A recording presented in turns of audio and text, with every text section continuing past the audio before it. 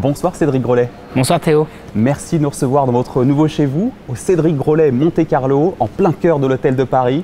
Après 3 adresses à Paris, une à Londres, une à Singapour, pourquoi avoir choisi Monaco pour vous installer dans votre nouvelle boutique? Pour nous, c'est une suite logique par rapport au développement du groupe. Dans les grandes villes où on se trouve aujourd'hui, Monaco, c'était vraiment une suite logique et surtout une fierté d'arriver ici. D'arriver à Monaco, c'est un cadeau de la vie et surtout, on est extrêmement bien reçu ici avec un environnement comme celui-ci, c'est incroyable.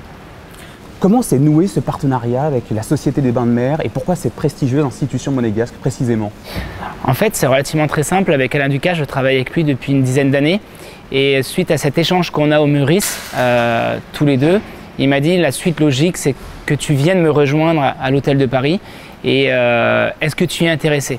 Mais il me l'a demandé tellement simplement que j'y croyais même pas. Et en fin de compte, on est venu rencontrer la SBM, on est venu rencontrer les personnes qui travaillent à l'hôtel de Paris. Et en fait, on a construit ce projet-là sur 2 ans. Qu'est-ce qu'on allait faire, qu'est-ce qu'on allait proposer et comment on allait le faire et quand. Et en fait, de fur et à mesure, on a trouvé et réussi à trouver une carte vraiment sur mesure. Et alors, donc, vous êtes connu principalement et surtout pour vos préparations, vos créations en trompe-l'œil. On en voit une en tout cas ici. Quelles seront celles qui seront proposées dans votre boutique ici à Monte-Carlo? Parmi toutes celles qui seront proposées, donc on voit des croissants. Est-ce qu'il y aura des spécialités principalement conçues pour le public monégasque avec cette inspiration de la Riviera? Alors, bien entendu, je vous ai mis le citron à côté de menton. J'étais obligé de travailler un citron en trompe-l'œil autour du menton. Et on a mis un petit peps à l'intérieur avec du citron de caviar pour lui donner un peu plus de vivacité.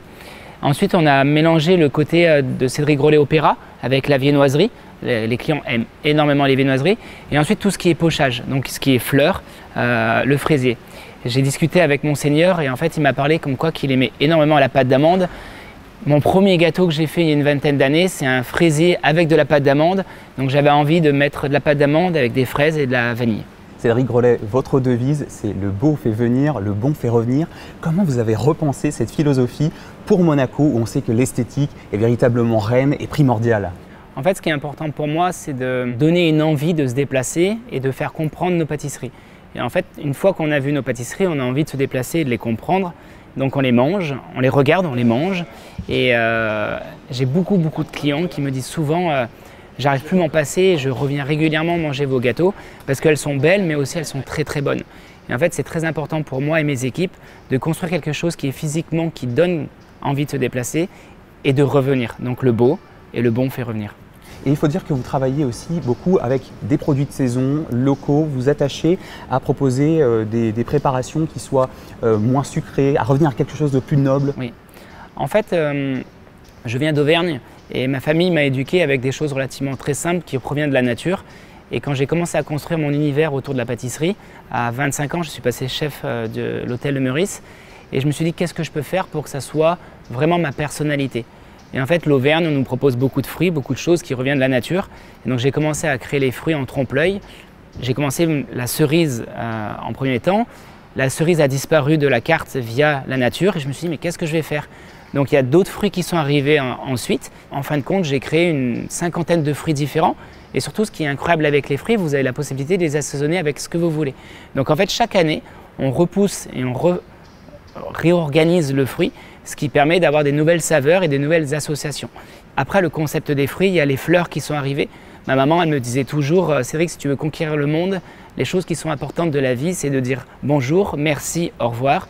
Et si tu as envie de faire plaisir avec quelque chose de très simple, c'est d'offrir une fleur, ce qui te permettra d'avoir un sens de la vie relativement très simple. Et c'est pour ça que j'ai commencé à pocher les gâteaux il y a 5 ans quand on a ouvert Opéra. Et ensuite la viennoiserie, le croissant, il a 5 ans et je ne l'ai jamais touché, jamais modifié. En fait, même le garnir ou quoi que ce soit, je le garde relativement très simple. J'ai appris le métier de boulanger-pâtissier avec mon grand-père. Quand j'avais 6-7 ans, je faisais des croissants très simples. J'ai juste tout simplement enlevé un petit peu de sucre, un façonnage différent avec des cuissons différentes, ce qui permet d'avoir des croissants comme aujourd'hui. Quelle place vous allez accorder à la principauté de Monaco sur vos réseaux sociaux? Quelle sera votre stratégie maintenant que vous êtes ici? On en a beaucoup discuté en interne avec les équipes de la SBM et mes équipes. Je voulais quelque chose qui soit beaucoup plus fort en caractère en termes d'image. quand on a commencé Instagram pour Cédric Grolet Monaco, je voulais vraiment quelque chose de encore plus haut de gamme. Quand on construit une vidéo, je voulais quelque chose qui soit encore plus pur, plus élégant, plus haut de gamme par rapport à l'Hôtel de Paris. J'ai tellement de chance d'être ici à l'Hôtel de Paris, j'avais envie d'utiliser des images autre que de la pâtisserie, mais beaucoup plus haute. Donc la première vidéo qu'on a faite, qu'on a construite, j'avais demandé l'autorisation à l'Hôtel de Paris, savoir si c'était possible d'envoler un drone. Donc je fais des pâtisseries, mais je pense aussi aux images pour communiquer là où on travaille. Et j'avais envie de montrer en fait cette architecture. On parle d'architecture de pâtisserie, mais aussi de l'hôtel qui est vraiment extraordinaire. Et je voulais allier ces deux, créativité et architecture de l'hôtel. Cédric Grolet Monte Carlo ouvrira donc ses portes ce mercredi 30 juillet, ici même dans le patio de l'Hôtel de Paris. Ce sera donc un salon de thé et une pâtisserie à la fois. Merci beaucoup Cédric Grolet de nous avoir ouvert vos portes en avant-première pour répondre à nos questions sur Monaco Info. Merci beaucoup. Merci beaucoup, c'est gentil.